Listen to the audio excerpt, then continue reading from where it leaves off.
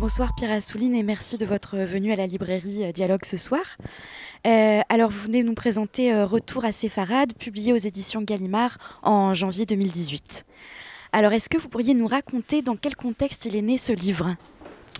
Ce livre est né à la suite d'un discours du roi Felipe VI d'Espagne il y a 2 ans.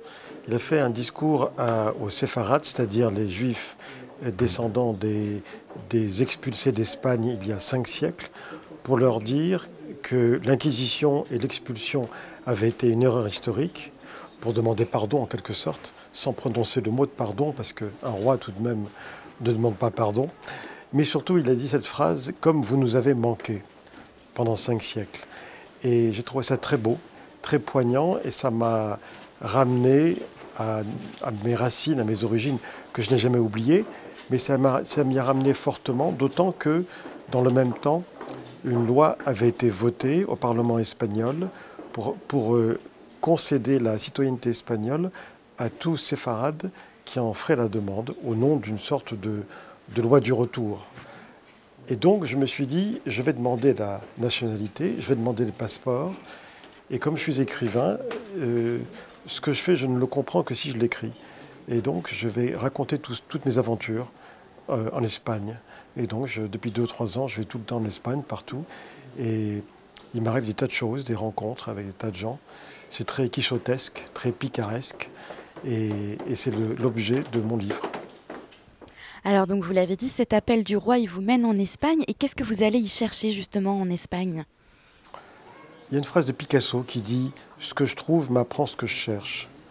Alors je ne sais pas encore ce que j'y ai trouvé, mais ça m'a appris que je cherchais évidemment mes racines un peu plus, à connaître davantage le passé de mes aïeux et leurs conditions de vie, mais aussi ça m'a appris que je cherchais en fait ma propre identité.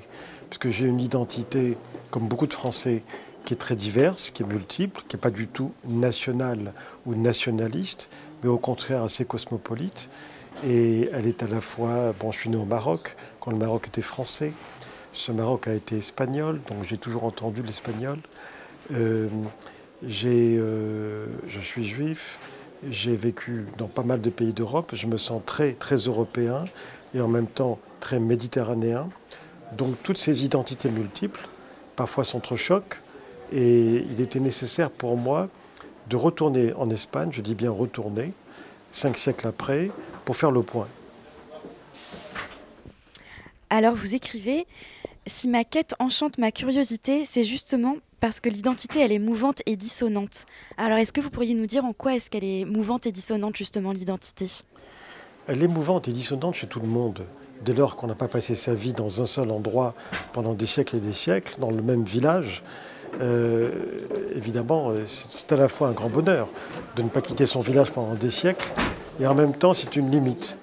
Et moi, ça n'a pas été mon cas, et je me sens finalement assez privilégié d'avoir pu bouger, voyager, aller un peu partout, apprendre différentes langues et me mêler à des populations étrangères que je connaissais mal. Ça a été un privilège, parce que ça donne une ouverture d'emblée, et dissonante parce que parfois ça fait du bruit, parfois il y a des hiatus entre toutes ces identités, parfois elles se contredisent, elles peuvent être paradoxales, elles peuvent s'affronter, elles peuvent aussi se compléter. Donc c'est un peu tout ça. Alors ce livre, il mêle à la fois enquête, histoire, rencontre, récit de voyage, quête identitaire. Comment est-ce que vous le définiriez ce livre ? Alors quand je l'écrivais, je ne savais pas comment le définir. Parce que les gens m'interrogeaient, qu'est-ce que vous faites exactement ? Et surtout en Espagne. Et je disais, c'est un roman, mais un roman faute de mieux. Parce qu'un roman, une fois qu'on a dit ça, on peut tout se permettre. Personne ne peut rien vous dire. Alors qu'un essai historique, un récit historique, une biographie, on peut critiquer. Vous dire, il manque ceci, il manque cela. Un roman, on ne peut pas. Et puis j'ai trouvé la solution, un soir, en parlant avec l'écrivain de Barcelone, Javier Cercas. Il me dit, mais ton livre, c'est un cocido. Un cocido, en espagnol, ça veut dire un pot-au-feu.